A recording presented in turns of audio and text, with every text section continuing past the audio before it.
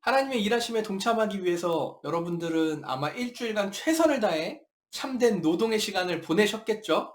맞죠? 네. 맞을 거예요. 예. 근데 사실 같은 노동을 하더라도 어떤 마음과 어떤 생각, 어떤 태도로 우리의 일을 감당하는가는 좀 다른 것 같아요. 네, 모든 일을 주께 하듯 하나님께는 영광이 되고 우리에게는 참된 보람과 안식이 되는 삶이 되기를 축복합니다. 여러분, 열심히 참된 노동을 했어요, 우리가. 근데 열심히 일을 하고 보람을 느끼는 삶은요, 너무너무 중요하지만 사실 계속해서 일만 한다 그러면 아마 살 수 없을 겁니다. 반드시 뭐가 필요할까요? 쉼이 필요합니다.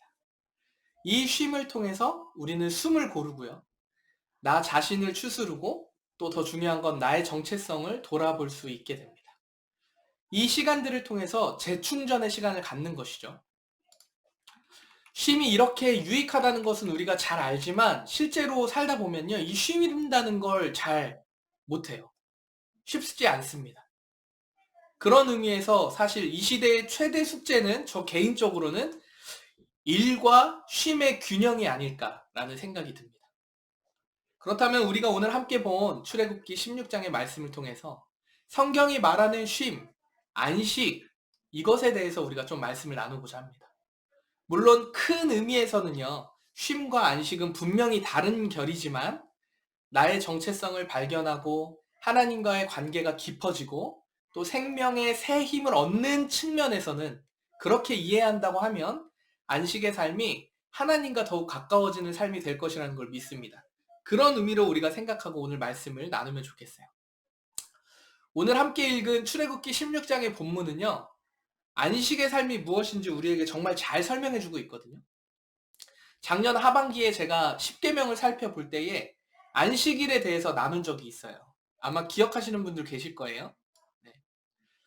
사실 10계명을 말씀하기 전부터 하나님께서는요, 안식에 대해서 말씀을 해주셨어요. 오늘 함께 읽은 16장 21절 이하의 말씀이 이 안식에 대해서 성경에 등장하는 첫 번째 말씀입니다. 근데 이 배경을 이제 제가 좀 설명을 드릴게요. 이스라엘은 우리가 잘 알고 있듯이 이집트 파라오의 노예로 오랜 시간을 보내야 했어요. 노예의 삶은 어떤 삶인가요? 인격이 상실됐고 희망과 소망이 없는 그런 삶입니다. 근데 하나님께서는요, 모세를 통해서 이스라엘 백성들이 이집트의 노예의 삶에서 벗어날 수 있도록 도우신 거죠. 그리고 이제 이 이스라엘 백성은 하나님의 약속하신 땅을 향해서 걷기 시작했어요. 광야 생활을 시작한 거죠. 근데 이 이스라엘 백성들이요, 노예의 삶이 그렇게 고됐음에도 불구하고 지치고 힘이 드니까 자꾸 입술에서 어떤 말이 튀어나와요? 불평과 불만이 막 쏟아지기 시작한 거예요. 어떤 말까지 하냐면 차라리 노예 생활이 낫겠어 라는 말까지 하는 겁니다. 근데 우리 하나님, 모든 순간에 하나님 다 우리의 소리를 들으시잖아요. 우리 하나님께서 그 원망의 소리를 듣고 모세에게 말씀하십니다. 그 말씀의 시작이 오늘 읽은 11절의 말씀이에요. 하나님께서 모세에게 말씀하시다, 이렇게 시작하죠. 하나님께서 모세에게 하신 말씀은 이러한 말씀입니다. 해질 무렵이 되면 너희에게 먹을 것을 주겠다. 이건 고기다. 근데 이런 것을 먹음으로써 너희가 비로소 내가 너희를 구원한 하나님인 줄 너희가 알 것이다 라고 얘기하시는 거예요. 그리고 실제로 어떻게 돼요? 광야 길바닥에요, 먹을 것이 주어집니다. 이것을 우리는 만나라고 알고 있죠. 이제 만나가 주어진 것입니다. 근데 단 조건이 있었어요. 각 사람이 필요한 만큼 거두는 것이었습니다.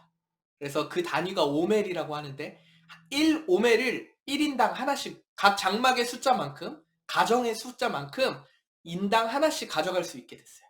그런데 그 음식은, 그날 거둔 음식은 아침까지 남겨두면 안 됐어요. 반드시 그때 다 먹었어야 합니다. 그런데요, 여러분, 우리가 사회나 어디 공동체를 가더라도 꼭 말 안 듣는 사람이 있어요, 없어요? 있잖아요. 이스라엘 백성 가운데도 말 안 듣는 사람이 있었던 거예요. 어떻게 해요? 다음 날까지 먹으려고 쟁겨둔 거예요, 아침까지. 그랬더니 어떤 일이 일어나냐면 그 만나에서 구더기가 끓고요, 냄새가 나기 시작한 거예요. 근데 여러분, 왜 아침까지 이 사람이 남겨뒀을까? 이걸 한번 생각해 보십시오. 그냥 하루에 한 번씩 딱 주워 들면 그걸 그냥 먹으면 돼요. 근데 왜 아침까지 남겨뒀을까요? 제가 생각하기에는 아마 내일이 두려웠던 것 같아요. 이 만나가 언제 끊길지 모르는 그 두려움이 있지 않았을까? 혹시 못 먹을까? 또는 오늘은 배가 고프지 않은데 내일 내가 좀 남겨놨다가 더 챙겨 먹어야지? 이런 더 먹으려는 욕심이 있진 않았을까?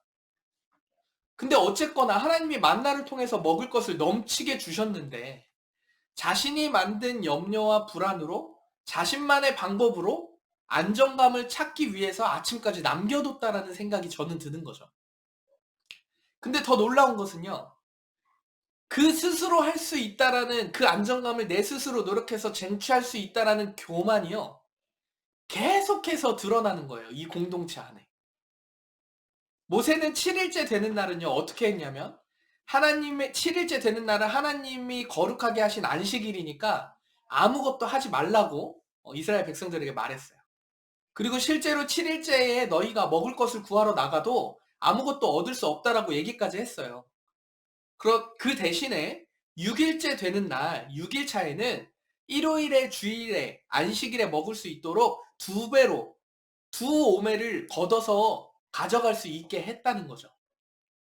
그런데 여러분, 말 듣는 사람이 있다면 말 안 듣는 사람이 있어요, 없어요? 있잖아요. 근데 꼭 진짜인지 아닌지 확인해야 되는, 그래야 막 속이 편한 사람이 있다는 거예요. 7일째 안식일에 밖에 나가서 찾아본 거예요. 사람들이 또 나가서. 당연히 만나를 구했겠어요? 못 구했겠어요? 당연히 구할 수 없었습니다. 이 모든 것을 지켜본 하나님께서 모세에게 말씀하십니다. 너희가 언제까지 나의 계명과 율법을 지키지 않을 것이냐? 내가 너희에게 안식일을 준 것을 기억해라. 그렇기 때문에 여섯째 날에 내가 두 배로 준 것이다. 여러분, 우리가 오늘 이 말씀은 너무나 잘 알고 있는 말씀이고, 한편으로는 이런 생각이 들 수도 있을 것 같아요. 이스라엘 백성을 보면서 도대체 왜 그 말씀대로 따라 사는 게 안 되는 거야? 하나님이 그렇게 모세를 통해서 직접 말씀하시고 그렇게 직접 일하심을 우리 눈앞으로 기적들을 보았는데도 왜 말씀대로 살지 않는 거야? 라고 할 수도 있겠지만, 사실 한편으로는 우리도 이와 같은 연약함이 있다는 것을 말씀을 통해 보게 됩니다. 여러분, 현대사회는 일과 쉼이 그래도 균형이 잡혀 있죠. 나름 그 시간적으로는 분배가 돼 있잖아요. 자연스럽게 5일이나 6일 이렇게 하고, 대부분의 사람들은 그렇게 일을 하고 나면 하루에 쉼이 주어집니다. 뭐 꼭 5일 6일이 아니어도 일정 기간 일을 하면 반드시 쉼을 선택하게 돼 있죠. 근데 이 쉼마저도 이제는 안식의 개념과는 다른 쉼으로 대체되는 것이 이 현대사회의 현실인 것 같아요. 그런데 이 일을 한다는 것을 우리가 노동을 생각해 봤을 때는요, 일을 열심히 하는 것이 세상의 관점에서는 아무 문제가 되지 않아요. 열심히 사는 게 뭐가 문제가 되겠어요. 그래서 이런 말이 있죠. 잠을 줄여가면서 일을 해야 되고 물이 들어올 때 노를 저어야 된다. 이런 말이 있지 않습니까? 그러니까 일을 열심히 하는 건 문제가 되지 않아요. 그런데 무엇이 문제냐면, 우리는 노동과 일하는 것과 쉼에 대해서 스스로 생각하고 정의 내리기도 전에 사회라는 시스템에 나가게 되었어요. 그래서 그 안에서 살다 보니까 무엇을 배웠냐면, 무조건 열심히 살고 부를 축적하고 불안한 미래를 준비해야 하는 삶이 잘 사는 것이다 라는 이 말도 안 되는 가치에 노출이 된 거죠. 열심히 살면서 나를 성장하고 성숙해지는 것, 그리고 좀 더 나은 환경을 상상해보고 노력해보는 것, 이것은 자체가 문제가 되지 않아요.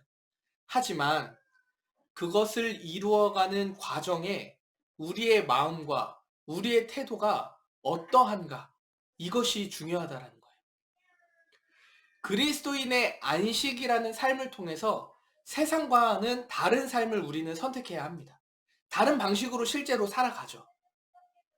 하나님께서는요, 이스라엘 백성에게 안식에 대해서 말씀하셨던 것을 통해서 오늘 우리는 믿음을 가진 자로 안식하는 삶이 무엇인지 살펴볼 수 있습니다. 제가 모든 것을 다 나눌 수는 없겠지만 그 중에 특징 몇 가지, 오늘 말씀에 드러난 특징 몇 가지를 좀 살펴보고자 하는데요. 가장 먼저는요, 하나님께서 안식하는 삶을 통해서, 안식에 하나님이 거룩하게 하신 안식을 통해서 우리에게 무엇을 알려주시냐면, 가장 첫 번째는 적당함 가운데 풍성함을 알려주셨다는 거예요. 오늘 본문 16절에 보면요, 하나님께서 만나를 주실 때에 뭐라고 말씀하시냐면 각자가 필요한 만큼 거둘 수 있도록 하셨어요. 그러니까 각자가 장막에 있는 수만큼 거둘 수 있게 하신 거예요. 그리고 이후 18절 말씀에 보면요, 많이 거둔 사람은 넘치지 않았다고 얘기해요. 그리고 적게 거둔 사람도 부족하지 않았다고 성경은 말하고 있어요. 그러니까 각자가 꼭 먹을 만큼만 거둔 것입니다. 이처럼 하나님께서는요, 믿음의 삶, 안식하는 삶을 통해서 적당함 가운데 풍성함이 무엇인지 배울 수 있게 하신다는 거죠. 각자의 필요대로 채워주십니다. 넘치게도 하시고 부족하게도 하지 않으시는 분입니다. 하지만 우리가 살아가는 현대사회에서는요, 돌아보면요, 적당함을 모르는 사회인 것 같아요. 불안과 리스크를 감당하기 위해서 자꾸 쌓아요. 축적합니다. 모읍니다. 그리고 모아요. 적당함, 언제가 될지도 모르지만 계속 모아요. 그리고 그게 당연하다는 듯이 사회가 되어가는 것 같아요. 사실 그리스도인이라고 해도 이 적당함을 모르는 것은 마찬가지인 것 같아요. 그리스도인이라고 해도 하나님의 앞서 일하심과 돌보심마저도 적당히라는 개념으로 우리가 받아들인 것 같아요. 하나님께서 반 정도 적당히 일하시고 나도 반 정도 적당히 일해서 그게 균형이 맞아야 된다고 생각하는 것 같아요. 이상한 정체성이 우리 안에도 좀 생긴 것은 아닌가라는 생각해요. 사실 전적으로 모든 것이 하나님의 것임에도 불구하고 우리는 적당히를 잘못 활용하는 거죠. 적당히 내가 할 거 하고 하나님이 적당히 좀 이렇게 도와주시면 될 거라고 생각하는 거죠. 아니요. 전적으로 하나님이 일하시지만 우리는 적당히를 배우는 건 세상의 관점에서 세상의 부를 축적하는 것, 세상의 것들을 우리가 모으는 것, 이거는 부만의 문제가 아니에요. 먹는 것도 마찬가지죠. 먹는 것도 적당히 먹으면 되는데 적당히 먹질 못하니까 비만이 되죠. 네. 근데 그리스도인들은 이 적당히라는 것을 머리로는 알지만 이용한다는 거예요. 어떻게 이용해요? 적당히 하나님 앞에 내가 적당히 하면 적당히 하나님 다 채워주실 거예요. 주어진 하루의 삶을 열심히 살고 적당함 가운데 풍성함, 하나님의 일하심을 배우는 것이 안식의 삶입니다. 사실 이런 적당한 것을 배운다는 것은요, 우리의 정체성을 확인하는 일이거든요. 하나님께서 돌보신다는 것을 인정하는 것이기 때문에 우리는 적당함 가운데 풍성함을 배워야 합니다. 여러분 교보문고에 자주 가시는지 모르겠지만 저는 이제 우리 교회 앞에 강남 교보문고 있잖아요. 근데 이곳에 가면요, 정말 많은 부와 관련된, 돈에 관련된, 경제에 관련된 책들이 정말 많이 있어요. 코로나 한때에는요, 베스트셀러의 상당 부분이요, 대부분이 그냥 부에 관련된 책이었어요. 제가 모든 책을 다 읽진 못했지만 경제 지식을 쌓는 거, 세상을 돌아가는 눈을 읽히기 위한 책들이라면 좀 덜하겠는데 어떻게 하면 부를 더 잘 축적할 수 있는가, 이렇게 연구한 책들이 더 많다라는 거예요. 그래서 우리가 안식을 통해서 배우는 것은 적당함과 풍성함을 동시에 배우기도 하지만 우리가 안식을 통해서 무엇을 배우냐면 부의 재분배를, 우리가 가진 것들에 대한 나눔에 대해서 우리가 또 하나님께서 안식을 통해서 가르쳐 주시는 거죠. 여러분, 온 우주의 만물은요, 누구 건가요? 하나님의 것이잖아요. 온 우주 만물은, 자연은 하나님의 것이에요.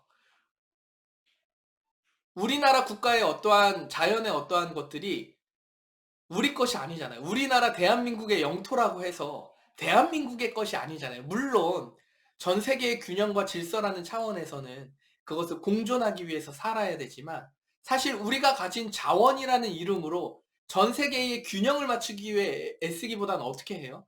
딜을 하잖아요. 그걸로 국익의 이득을 취하는 일들로 사용하잖아요. 사실 온 우주의 만물의 것은 하나님의 것입니다. 하나님께서는 이것을 우리에게 허락하신 이유는요, 다른 사람과 풍성하게 잘 나누고 풍성하게 누리면서 하나님의 은혜 가운데 잘 살아가게 하기 위해서 우리에게 자연이라는 이 세상의 많은 것들을 풍성하게 공급해 주신 거죠. 처음부터 우리 것이 아니었기 때문에 함께 필요에 맞게 쓰고 나눌 수 있도록 해주셨다는 거예요. 실제로 이런 경제의 개념을 가지고 있던 초대교회는요, 사도행전 2장 4장에 보면 모든 것을 서로 가지고 나누고 적당함과 풍성함으로 서로 나누는 그런 모습들을 교회의 모습 가운데 있었다는 거죠. 근데 이것을 우리가 조금 더 확장해서 생각해 보면요, 출애굽기 말씀을 계속해서 읽다 보면 23장에 가면요, 이제 안식일의 개념, 이 넘어서 안식년에 대해서 말씀하십니다. 안식년이 무엇이냐면 6년 동안 열심히 밭을 갈고 씨를 뿌리고 수확을 합니다. 6년 동안. 그리고 7년째에는 그 땅을 쉬게 해야 해요. 그래서 그 땅도 쉬면서 동시에 가난한 자들이 그 땅에서 나오는 것들을 먹고 심지어 들짐승마저도 그 땅에서 있는 것들을 먹을 수 있게 하셨다는 거예요. 그게 안식년의 법이었어요. 그리고 이 안식년에 특별한 것이 있었는데 그것이 무엇이었냐면 안식년이 되면요, 모든 빚을 탕감해 주어야 했습니다. 더 나아가서 안식년 다음에는요, 레위기 25장에 가면요, 희년의 개념이 나옵니다. 희년. 들어보셨는지 모르겠어요. 아마 해리자매는 잘 알고 있겠지만 희년의 개념으로 확장이 됩니다. 50년마다 돌아오는 희년에는요, 공동체의 빚을 다 탕감해줘요. 그리고 원래 주인에게 돌려줍니다. 그리고 노예를 해방시켜 줌으로써 50년 동안 세워져 왔던 지배의 구조를 완전히 다시 회복시키는 거예요.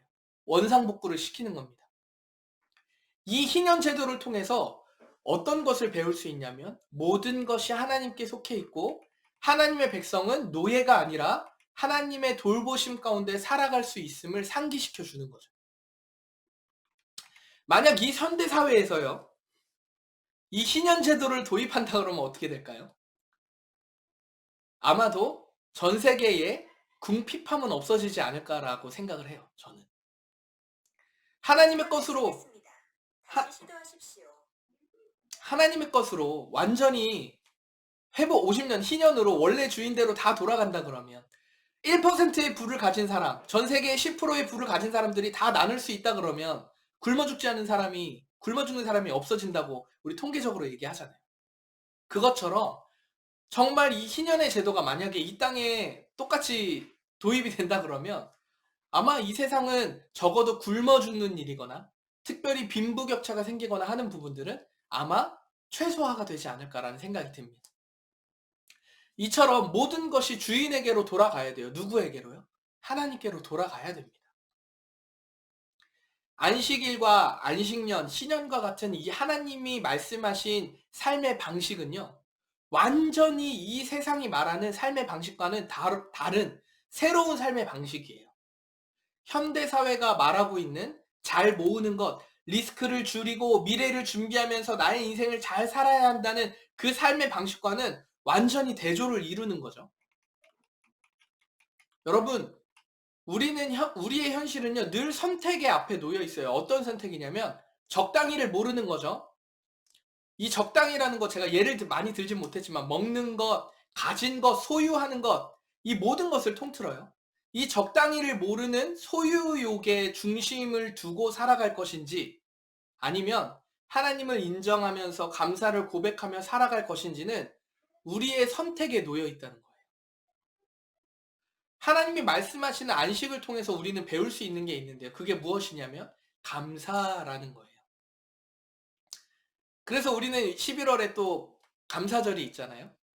이 감사는 무엇입니까? 하나님이 우리의 삶을 돌보시고 인도하신다라는 믿음의 고백이잖아요. 추수감사한 것들. 이것이 모든 것이 하나님의 은혜입니다. 모든 것이 하나님의 것입니다라는 믿음의 고백이 감사절 아닙니까?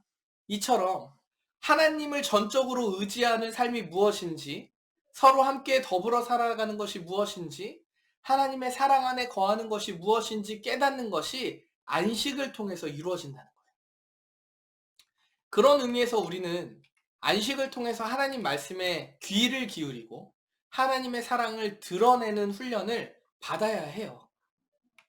삶 속에서 안식하기 위해서 힘을 써야 하고요. 공동체가 함께 안식일에 모여서 하나님의 말씀을 나누는 것, 더 구체적으로 어떻게 하면 이 세상 속에서 안식의 삶을 잘 누리면서 살아갈지 공동체적으로 함께 고민해야 된다는 거예요. 이 말씀을 나누고 대화하는 시간을 통해서 우리는 세상에 나갈 준비를 하는 것입니다. 교회 공동체가 안식하는 삶이 실제적으로 어떤 의미인지 발견하기 위해서 치열하게 고민하고 대화하지 않잖아요. 그러면 우리가 안식에 대해서 어디 가서 얘기할 수 있겠어요? 세상은 안식에 대해서 얘기하지 않아요. 잠을 줄이면서 더 채워내고 더 달려야지만 너의 것을 놓치지 않는다고 얘기하는 세상 가운데 도대체 우리가 안식을 어디서 나눌 수 있냐는 거예요. 공동체와 나눌 수 있는 거예요. 공동체와 적당히 가운데 풍성함을 누리고 오늘의 풍족한 감사를 고백하며 어떻게 하면 그러면 우리가 세상에 나아가서 안식의 삶을 누리며 이것을 선포하며 살아갈 수 있을지 실제적인 삶에 대한 내용들을 대화하고 고민하고 나눠야 된다는 거예요. 안식을 통해서 적당함 가운데 풍성함을 누리고 우리가 가진 것을 어떻게 나눌 수 있는지 고민하는 것, 이것이 그리스도인이 살아가는 새로운 삶의 방식, 안식의 삶의 방식이라는 겁니다. 여러분, 우리 교회가 리모델링하고 있잖아요. 리모델링하는 이유가 무엇일까? 저는 계속해서 고민하고 기도하고 있어요. 공동체가 함께 대화했고 또 마음을 모으고 가는 길이 이제 이 공동체 리모델링 하는 이 과정이라고 저는 믿고 또 그렇게 우리가 행했지만 과연 이것이 정말 하나님 뜻 안에서 방향성이 맞나? 지금 우리가 흔들리고 있지는 않나? 이 부분을 계속해서 저는 질문하고 있고 하나님 앞에 기도하고 있어요. 여러분, 우리 교회가 리모델링 하는 이유가 무엇입니까? 교회가 임대차 계약을 맺고 우리가 교회라고 얘기하는 공간을 만든 이유가 무엇입니까, 여러분? 우리 교회가 리모델링 하는 이유는요, 하나님의 사랑을 공동체 안에서 서로 배우고 나누기 위함입니다. 우리의 필요에 맞게 함께 모일 수 있는 환경을 만들고 그곳에서 무엇이 이루어집니까? 인격적 대화가 이루어지고 하나님의 말씀을 나누고 기도하고 찬양하면서 서로의 얼굴을 마주하며 하나님의 사랑을 나눌 수 있는 기회를 제공하는 거죠. 그리고 하나님을 예배하는 공간이 되어지는 것입니다.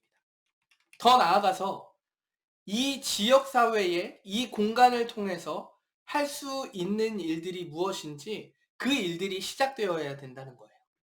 이 공간이 우리 공동체로서 함께 모여서 기쁨을 나누는 공간이 되기도 하지만 우리가 가진 이 기쁨, 안식의 기쁨, 감사의 고백들이 이 공간을 통해서 사랑을 흘려보내는 공간이 되어야 한다는 거죠. 우리만을 위한 공간이라면 이건 굳이 필요가 없어요.